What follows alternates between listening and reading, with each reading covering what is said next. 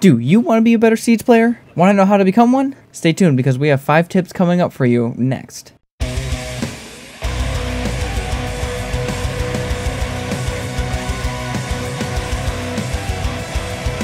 Hello and welcome to my channel. I am Different Breed, and today we're going to go over 5 general tips on how to be a better Siege player. And I'm going to get this out of the way in the beginning of this video. I am not a diamond player nor a pro player. These are just some general tips that I've come up with throughout the years of playing Siege. If you find yourself liking this video, consider subscribing. That way you can see more videos just like this. Now let's move on to these tips. Number 1. Teamwork makes the dream work. If you don't believe this is true, you will most likely lose just about every game that you play.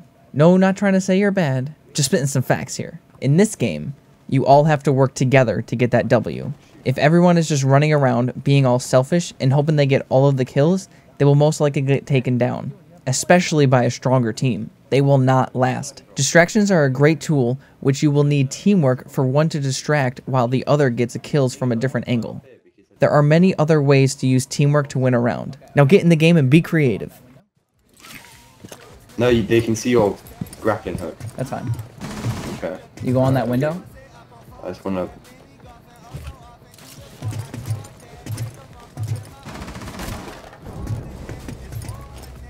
Yeah, he's in here. Okay.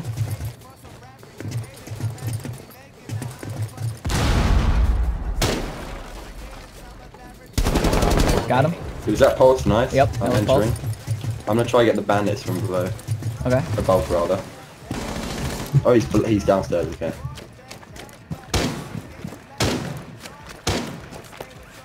You Left got him? side's done. All Left right. side's done. I'm opening it right now. Right, don't push in yet and stay alive Okay. if you can. He's upstairs? He's upstairs. Yeah. Secure the container. I got him. Nice. Good teamwork. Good job. Good play. Nice kill on pulse. Number 2. Time is everything, amongst a lot of other things. One of the major factors in this game is time. It is the factor that drives a push or holds it back. You need to be really aware of the time. And a quick tip, let your team know as well. If you glance over at the time, call it out so your team is also aware of the time that they have left. Whether you are on defense or offense, paying attention to the clock is crucial. If you're on defense and the timer is low, you can expect an attack to happen soon, because if it doesn't, the attacking team will lose anyway. If you're on the attacking team and the timer is running low, you need to make sure that you're pushing the objective. You don't want to take too long to try and push the objective either. It is best to catch the enemy team off guard, whether you are pushing on defense or pushing on attack. Be aware of the time and use that knowledge to your advantage. If you know and understand the map on defense, you will know where the attacks can and most likely will be pushing from based on how much time they have to get to an entry or not. It's quite hard to flank an enemy team when there is only 15 seconds left and you would have to run over to the other side of the map. And staying on defense, don't get caught on the other side of the map. Make sure that you can get back to the objective in time if the attacking team takes it over. How long will it take for you to get from your position either back to the objective or to the attacking team? Knowing these things will help you time your attacks and will let you know where you can be on the map at any given time. He's gonna be east, out the armory.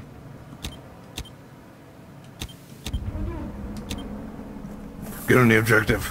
Just cover the objective. It's 20 seconds left, and it's a 1v2.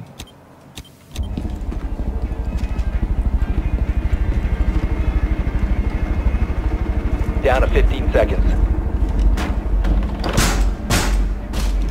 Time expires in 10 seconds.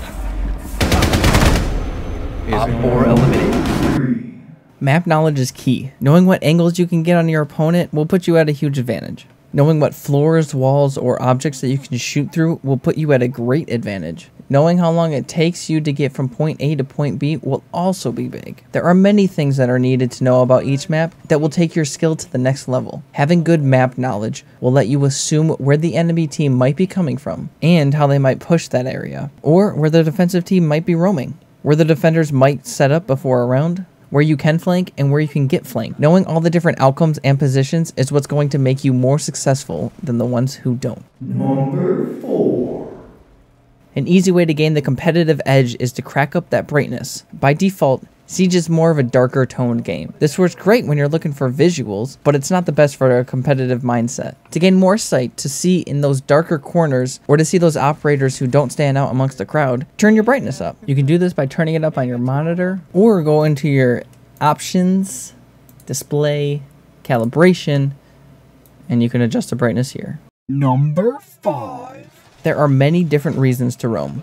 I know that I have stressed that this game is highly based upon team play, and I sound like I'm contradicting myself when I say that roaming is the thing that needs to happen. If you don't know what roaming is, it is when a defensive player gets away from the objective so far that it is undefendable by them. Their purpose is to move around the map and flank the enemy team, which is going to help your team. This also doesn't need to be designated to one player.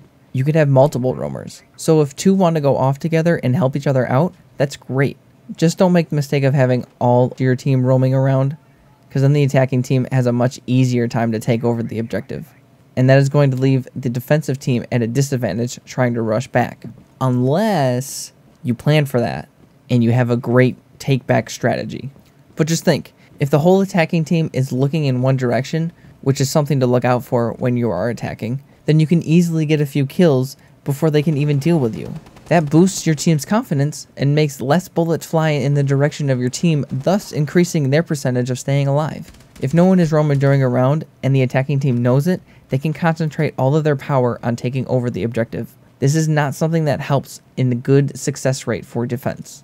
But if the attacking team knows or even thinks that there could be a roamer, they will take some, if not all of their focus off the objective and try to take out that roamer. This will allow your defending team to not be pinned down by so much gunfire and be able to have a better fighting chance. Another thing about roaming, it isn't all about getting those easy kills. It's also about that ever so precious time. When the attacking team is going against a roamer instead of the objective, they are taking time away from their attack. The clock is still running down, and they're not even focused on what they need to be to win the game. So if you, as a roamer, can distract the attacking team and stay alive and draw them away from the objective, that will make it easier for your team to get the win, especially on a disorganized team. So even if you're not getting the kills, but you're taking away their time, you are doing your job. Keep doing that and keep staying alive. And that is all I got for you in this video. How many of these did you know? Did you learn anything new from this? Let me know in the comments below. If you're new and you haven't hit that subscribe button yet, consider doing that. If you would like to support me, check out the links in the description. I also have a Twitch and a Twitter. Until next time, stay different, everybody.